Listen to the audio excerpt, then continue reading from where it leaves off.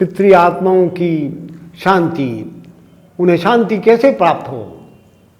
जो दिवंगत आत्माएं हैं, हमारे मिलने वाले, हमारे संबंधी, हमारे माता पिता, हमारे दादाजी या जाने वाला कोई भी आपका प्रिय व्यक्ति, उनको पहुंच सकता है कुछ या नहीं, जो हम प्रदान करते हैं। हमारे वैज्ञानिक ऋषि मुनियों ने इस संबंध में बहुत बड़ी खोज की है। आज बाहर के देश भी इस संबंध में खोज कर रहे हैं। Christian science society America, theosophical society London ने, पेट संस्था मंडल बम्बई ने, और भी ऐसी संस्थाएं हैं जो इस संबंध में, प्रेतात्माओं के संबंध में अनुसंधान कर रहे हैं उनको। और ऐसे प्रेतात्माओं को बुलाया भी गया जिनकी तभी तभी मृत्यु हुई थी। बम्बई में ऐसी घटना हुई, पेट संस्था मंडल बम्बई के अध्यक्ष की मृत्यु हो गई। उन्हें उसी वक्त बुलाया गया शमशान में, उन आत्माओं का आह्वान किया गया, उनसे पूछा गया ये शरीर जल रहा है आपका, इसके संबंध में क्या विचार हैं आपके। तो उसने बताया कि मुझे बहुत दुख हो रहा है, मैं इतना दिन तक इसमें रहा, पर ये बड़ी अजीब वैज्ञानिक हिंदू संस्कृति की विधि है जिससे हमारा मोह समाप्त हो जाए। अगर कब्र में दाब दिया गया या वो पानी में डूब गया और सड़ रहा है, वो उस जीवात्मा का उस तरफ ध्यान होता है और वो मोह से परेशान रहता है। और यहाँ अग्नि तत्व अग्नि में मिल गया, पंच तत्व मिल गए, जल तत्व जल में मिल गया, अग्नि की में स्वाहा हो गया, इस प्रकार वायु वायु में मिल गया, प्राण प्राण परमात्मा में चला गया। इस प्रकार हमारे वैज्ञानिक ऋषियों ने ये बड़ी परिमार्जित विधि दाह संस्कार की क्रियाक्रम की, वो भी मंत्रों के साथ बनाई, महत्वपूर्ण है। पर उन दिव्या दिवंगत आत्माओं की आत्म शांति कैसे हो, संतुष्टि कैसे हो, ये भी प्रश्न किया गया। हमारे यहाँ तो गरुड़ पुराण में लिखा ही गया है, किंतु हमने प्रैक्टिकल भी देखा और आज बड़ा अंधेर हो गया है। आज 13वीं वगैरह 13 दिन तक वो जीवात्मी उस यमपुरी में को जाने के लिए 13 दिन लगते हैं और वो अपने घर वालों की तरफ देखता रहता है जीवात्मा, सूक्ष्म शरीर उसका, कि वो कुछ मुझे मेरे लिए कुछ करते हैं नहीं, इतना कष्ट होता है, वो सब क्या हो रहा है क्या नहीं। वो जीवात्मा बार बार गर्दन मोड़कर आपकी तरफ देखता रहता है। वहाँ आज तो 3 दिन में आदमी की मृत्यु हुई, उठा के फेंक आए, शमशान में जला दिया और कुछ करा नहीं, कोई विधि नहीं होती, विधि करने वाले भी नहीं रहे। और उसमें हम 3 दिन में ही बस जो कुछ कर गया उठाला हो गया, 3 दिन के बाद ही खत्म। पर वो 13 दिन तक हमें करना चाहिए जो शास्त्र में गरुड़ पुराण में जिस भांति लिखा है। आवश्यकता करिए, जरूर से ज़्यादा बात मत करिए, उसको उससे संतुष्टि होगी। उसके लिए गायत्री जप होना चाहिए उसकी आत्मा की। आप तो कोई मरने वालों के संबंधी संकल्प भी नहीं कर सकते, आज्ञा दे देंगे, कह देंगे, प्रार्थना कर देंगे, पंडित जी हमारे लिए ये मंदिर में बैठकर संकल्प करके उसका आदमी का, मरने वाले का गोत्र ये था, नाम ये था, उसके लिए, उसकी आत्मा शांति के लिए, उसकी मोक्ष के लिए ये गायत्री यज्ञ 1.25 लाख के रूप में जप कर दीजिए, हवन कर दीजिए। अंतिम दिन 13 दिन के पश्चात वो घर के लोग शुद्धिकरण होने के बाद हवन में आ सकते हैं। एक व्यक्ति मेरे पास आए, मुझे बड़ा आश्चर्य हुआ। उन्होंने कहा फला पंडित जी आए और उन्होंने कहा जहाँ पर मृत्यु हुई है उसी स्थान पर, उसी कमरे में बैठकर गायत्री जप करा जाए। कैसी बात है? आज कल के तथाकथित पंडित विद्वान ऐसी अनर्गल बात क्यों कहते हैं? वो तो हो ही नहीं सकता, वहाँ तो सूतक है, अपवित्रता है। 13 दिन तक वो, जब तक अग्निहोत्र नहीं होगा वहाँ पर वो अपवित्रता, एनवायरनमेंट शुद्ध नहीं होता, वहाँ गायत्री जप हो ही नहीं सकता, करना ही नहीं चाहिए, व्यर्थ है वो सब। वैसे भगवान का नाम, गीता पाठ करिए, राम नाम करिए, वो हो सकता है, किंतु गायत्री जप उसकी आत्म शांति के लिए वो भी हो जाएंगी, गीता पाठ भी है, वो सब हो सकता है, किंतु गायत्री जप नहीं हो सकता। ये गलत बात है, इसलिए आप सावधान हों, ऐसे मनगढ़ंत तरीके से उनकी आत्मा शांति मत करिए। शास्त्रोक्त ढंग से ठीक प्रकार अच्छे सुलझे हुए लोगों से मिलकर अपने पितृ आत्माओं की, दिवंगत आत्माओं की शांति के लिए तर्पण, मार्जन, हवन ये सब करिए। जो कुछ भी, जैसे आप कहेंगे वहाँ कैसे पहुँच जाएगा, अरे भाई आपका लड़का अमेरिका में पढ़ता है, बताइए यहाँ के रुपए तो अब अमेरिका में चलेंगे नहीं, जर्मन में चलेंगे नहीं, रशिया में नहीं चलेंगे, वो पैसा भेज रहे हैं आपको। इंटरनेशनल गवर्नमेंट का एक देशों का कानून है कि जो पैसा हमने यहाँ भारतीय रुपए में भेजा वो वहाँ कन्वर्ट होकर उस रशियन रुपए में, करेंसी में मिल जाएगा उसको।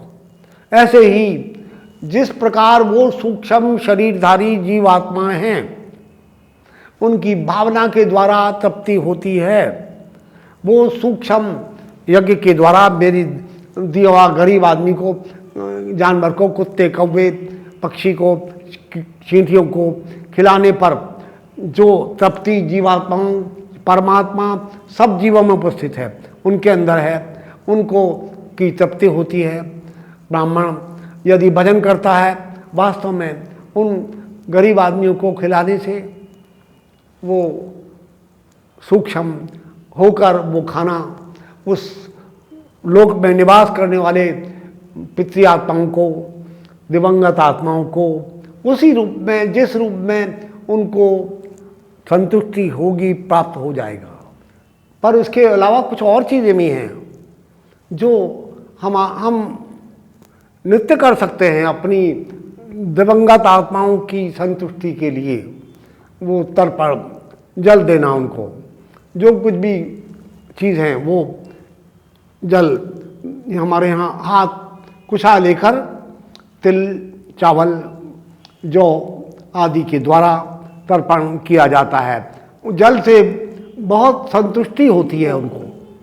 पितृ आत्माएँ भूखी घूमती रहती हैं, प्यासी घूमती रहती हैं। हमें उनके पुत्र आदि, परिवारजन, उनके पति, उनकी स्त्रियों तो पता नहीं कैसे क्या है, इसलिए वो दे सकती हैं या नहीं, पर मेरे विचार से तो उनके द्वारा भी दिया गया तर्पण जल अवश्य प्राप्त होना चाहिए।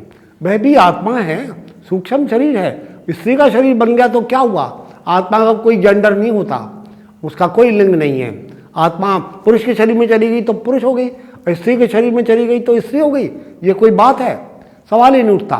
इसलिए आप सब, स्त्रियों ने वेद मंत्र बनाए हैं हमारे यहाँ, मेरे पास एक नहीं अनेकों, 20, 30, 40, 50 माताएं, बहनें, पत्नियाँ ऐसी थीं ऋषियों की जिन्होंने अद्वितीय मंत्र बनाए हैं, वेद मंत्र बनाए हैं। ये हमारे यहाँ तर्पण करने के लिए उन प्रेत आत्माओं को, उन पितृ आत्माओं को, अपने दिवंगत आत्माओं को ऐसे जल, यहाँ से ये पितृ तीर्थ है, ये जो तीर्थ है अंगूठा और पहली उंगली के बीच में, यहाँ से ऐसे लेकर जल दूसरे हाथ में लीजिए, या गंगा जी में बैठे तो ऐसे जल लीजिए और उनको तर्पणताम, उनका नाम ध्यान करके, बाकायदा मंत्र भी हैं, वो सिद्ध यज्ञ मंत्र संग्रह में इसका फोटो भी दिया गया है। ये देव तीर्थ है, ये ऋषि तीर्थ है, ऐसा ये ऋषि तीर्थ है छोटी उंगली के नीचे, और उंगलियों के अग्रभाग जो है देव तीर्थ है। देवताओं को रोजाना आप अपने इष्ट देव को तर्पण करेंगे, ऐसे नहाने के टाइम पर ही वहीं बाथरूम में ही कर दीजिए, बाहर आके करें तो अच्छा है, सूर्य को जल ऐसे ही दीजिए तो ज़्यादा अच्छा रहेगा। इससे उनकी संतुष्टि होती है, प्रसन्न होते हैं। और जैसे भी अपने पितरों को यहाँ से रोज़ाना, हम तो रोज़ाना करते हैं, वो इंतज़ार करते हैं हमारे बच्चे हमारे लिए कुछ करते हैं या नहीं, उनकी संतुष्टि होती है, वो आशीर्वाद दे जाते हैं। आपके पितृजन रोज़ाना आपके आसपास अवश्य आते हैं। इसलिए और जब विवाह आदि संस्कार हों, उत्सव हों घर में, उनके लिए एक थाली में लेकर अवश्य हाथ में जल लिया, उनका ध्यान, सभी पितरों का ध्यान, अपने माता पिता, दादा दादी जो कोई भी चले गए हैं, अपने मित्रों का भी दाह संस्कार के उपरांत ऐसे कर सकते हैं और नारायण बलि होती है। और भी एक नहीं अनेकों ऐसी बात है जो उससे दुर्घटना से मर गए, अकाल मृत्यु हुई है, उनके लिए नारायण बलि एक बाकायदा 10वें दिन 11वें दिन जैसा गुरु पुराण में लिखा है वैसा करिए। और वो बहुत लंबा 3 घंटे का विषय है और उस बाकायदा उसमें तर्पण आदि सब पिंडदान आदि होते हैं, वो सब करना चाहिए। सूक्ष्म विधि तो कर लीजिए, अपने आप बैठकर जप करिए उनके लिए। और जब रोज़ाना भी हम उन्हें, हमारे पिता को मरे बहुत दिन हो गए, 10 साल बीत गए, तब भी हम करते हैं, हमारा कर्तव्य है। आपके हमारे दादाजी को, परदादाजी को जहाँ तक हमें याद है उनको हम सबको जल प्रदान करते हैं। भोजन भी इतना सा 2 टुकड़े निकाल कर डाल दीजिए, क्या कौवे को डाल दीजिए, कुत्ते को डाल दीजिए, फकीर को दे दीजिए।